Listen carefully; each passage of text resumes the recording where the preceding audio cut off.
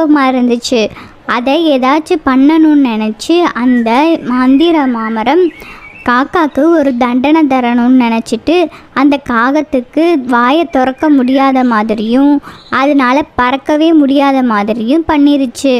உடனே அந்த காகம் என்ன பண்ணுறதுனே தெரியாமல் என்ன விட்டுடு அப்படின்னு சொல்லி அது மனசுக்குள்ளேயே ரொம்ப அழுதுச்சு.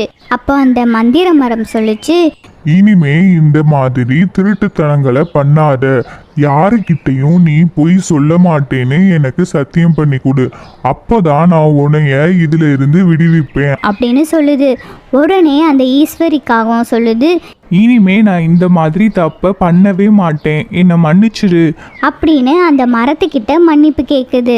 இந்த கதை மூலியமாக நம்ம என்ன தெரிஞ்சுக்கிறோன்னா, நம்ம தேவைக்காண்டி மற்றவங்களை என்றைக்குமே ஏமாற்றவும் பொய் சொல்லவும் கூடாது.